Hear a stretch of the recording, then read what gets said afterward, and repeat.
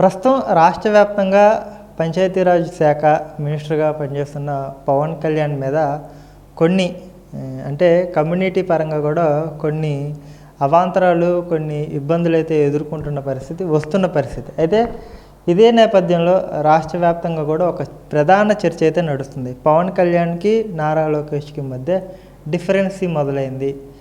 పవన్ కళ్యాణ్ శాఖల్లో నారా లోకేష్ వేలు పెడుతున్నాడు కాబట్టి అసెంబ్లీలకి డుమ్మా కొట్టేసి కేవలం పార్టీ కార్యక్రమాల్లో పార్టీ నాయకులతో పవన్ కళ్యాణ్ అదేవిధంగా పవన్ కళ్యాణ్కి అనుబంధంగా ఉన్న మంత్రులు సమావేశాలు అయితే నిర్వహిస్తున్నారు తప్పితే పవన్ కళ్యాణ్ అసెంబ్లీకి ఈ నేపథ్యంలోనే డుమ్మా కొట్టాడు, టీడీపీకి తగిన ప్రాధాన్యత ఇవ్వడం లేదనే వార్తలు అయితే ప్రధానంగా నడుస్తున్నాయి. అయితే ఇదే అంశానికి సంబంధించి మనతో మాట్లాడేందుకు విజయవాడ ప్రముఖ పారిశ్రామికవేత్త కోగంటి సత్యం గారు ఉన్నారు. ఆయనతో మాట్లాడి మరిన్ని విషయాలు తెలుసుకునే ప్రయత్నం అయితే చేద్దాం.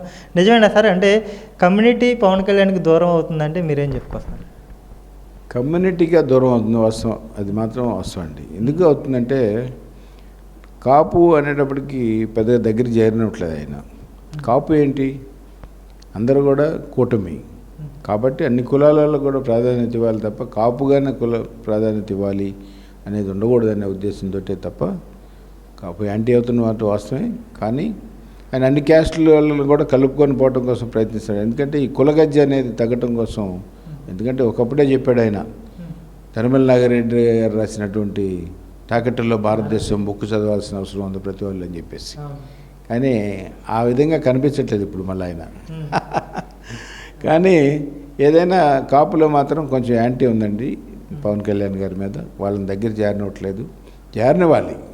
కాపు అని అది లేని ఇల్లని కాదు, కానీ ఆయన మైండ్లో మాత్రం అన్ని కులాలని కలుపుకోవాల్సిన అవసరం ఉంది. కాబట్టి కాపులే అనేది మాట రాకూడదు.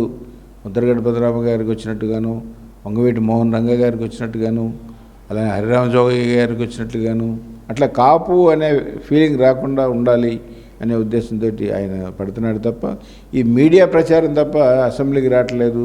లోకేష్ గారికిను మరి పవన్ కళ్యాణ్ గారికి పడట్లేదు. ఇదంతా మీడియా ప్రచారం తప్ప కరెక్ట్ కాదండి. ఆయన అసెంబ్లీకి రాకుండా ఉండడానికి కారణం ఆయన ఒంట్లో బాగుండలేదు, కొంత హ్యాండ్ ఆపరేషన్ అవటం, అట్లనే మరి కేరళ వెళ్ళి వైద్యం చేయించుకోవటం, అట్లా చాలా రెస్ట్ ఎక్కువ అవసరమైంది. ఎందుకంటే ఆయనకి ఆరోగ్య పరిస్థితి వల్ల. ఆరోగ్యం బాగుంది, ఓన్లీ హ్యాండ్. ఆరోగ్యానికి హీరో ఆయన పవన్ కళ్యాణ్ గారు.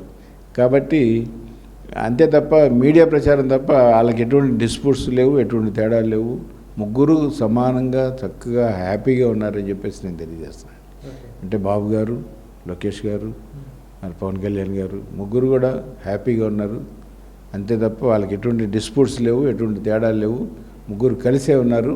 కానీ ఇంకా కొంచెం ప్రజల్ని ఇంకా కలుపుకోవాల్సిన బాధ్యత కాపులు కూడా. ఎందుకంటే ఇవాళ కులగజ్జ మీద నడుస్తుంది ఈ రాష్ట్రంలో కానివ్వండి, దేశంలో కానివ్వండి. ఆ సందర్భంలో పవన్ కళ్యాణ్ గారిలో కొంచెం మార్పు రావాల్సిన అవసరం ఉంది అని చెప్పేసి నేను అనుకుంటున్నానండి. కేరళ శబరిమల ఇష్యూలో కూడా కొంత భక్తుల మనోభావాలను దెబ్బతీసే విధంగా అక్కడ ప్రభుత్వాలు వ్యవహరిస్తున్నాయని చెప్పేసి తాజాగా బీజేపీ రాష్ట్ర అధ్యక్షులు పివిఎన్ మాధవ్ గారు ఒక కామెంట్స్ అయితే చేశారు కదా. నిజంగా కేరళలో శబరిమలలో ఆ పరిస్థితి ఉందంటారా? హిందూ భక్తుల మనోభావాలు దెబ్బతీసే విధంగా అక్కడ ప్రభుత్వం వ్యవహరిస్తుందని మీరు భావిస్తున్నారు? లేదండి, అది కరెక్ట్ కాదు. ఎందుకంటే మా ముఖ్యమంత్రి గారు కూడా సిపిఎం పార్టీ నుంచి ఆ గుడికి సపోర్ట్ చేశారు తప్ప అన్ని సంవత్సరాలు కూడా యాంటీకి ఎప్పుడు ప్రవర్తించాల.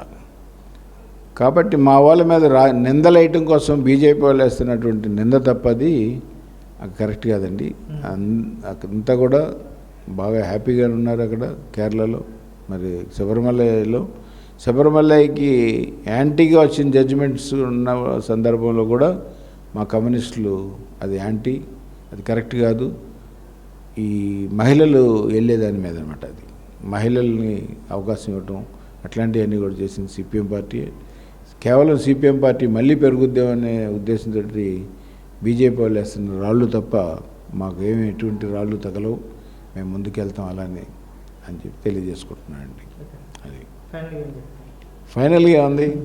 విప్లవం వర్ధిల్లాలి, ప్రజల ఈ దోపిడీ దొంగల్ని వ్యతిరేకించి పోరాడి మళ్ళీ యూత్ ముందు రావాలి. ముందు నాకు ఫస్ట్ కావాల్సింది ఏంటంటే యువత.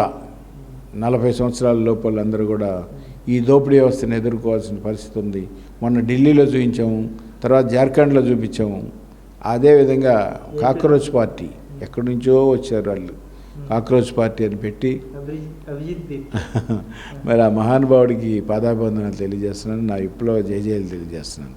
ఎందుకంటే ఇక్కడ అతని మీద కూడా హెరాస్మెంట్ చేయడం మొదలుపెట్టారు బీజేపీ గవర్నమెంట్.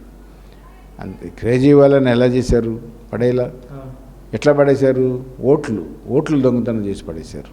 ఆయనకి ఎక్కడ మెజార్టీలు ఉన్నాయో అక్కడ ఓట్లని తీసి పారేయబట్టే ఆయన పోయాడు. మొన్న కలకత్తాలో జరిగినట్లుగా జరిగింది. అదేవిధంగా రేపు ఎలక్షన్స్ వస్తున్నాయి. ఆ ఎలక్షన్స్లో కూడా ఇప్పుడు ఆంధ్ర రాష్ట్రంలో కూడా కొన్ని ఓట్లు తీసేస్తున్నారు. ఎందుకంటే వైఎస్ఆర్ గవర్నమెంట్ వల్ల వస్తుందేమో అనుమానంతో. ఆ అనుమానం అవసరం లేదు, వైఎస్ఆర్ గవర్నమెంట్ రాదు, మనమే వస్తాం, 100 నుంచి 102 సీట్లతో గెలుస్తామని చెప్పేసి మీకు తెలియజేసుకుంటున్నాను అండి. కానీ యూత్ ముందుకు రావాలి, యూత్ ముందుకు వచ్చి విప్లవం వర్ధిల్లాలి, కమ్యూనిజం కావాలి, కమ్యూనిస్టులు ముందుకు రావాలి అనే ఉద్దేశంతో యూత్ అందరూ కూడా కలిసి మనం ఈ దోపిడీ దొంగలను ఎదుర్కోవాల్సిన అవసరం ఉంది. లేకపోతే ఈ రోజున మనిషికి 1,50,000 రూపాయలు బాకీ ఉన్నామంటే ఈ 150 కోట్ల మంది జనం ఈ డబ్బంతా ఏమైందని చెప్పేసి అడుగుతున్నాను. ఈ దోపిడీ దొంగలకి ఇస్తున్నటువంటి లోన్స్ పేదవాళ్ళకి ఎందుకు ఇవ్వట్లేదని అడుగుతున్నాను. అలానే రైతులు ఆత్మహత్యలు చేసుకుంటున్నారంటే రైతుల్ని ఇబ్బంది పెడుతున్నారు ఈ బ్యాంక్ వాళ్ళు కాబట్టి అని చెప్పేసి నేను చెప్తున్నాను.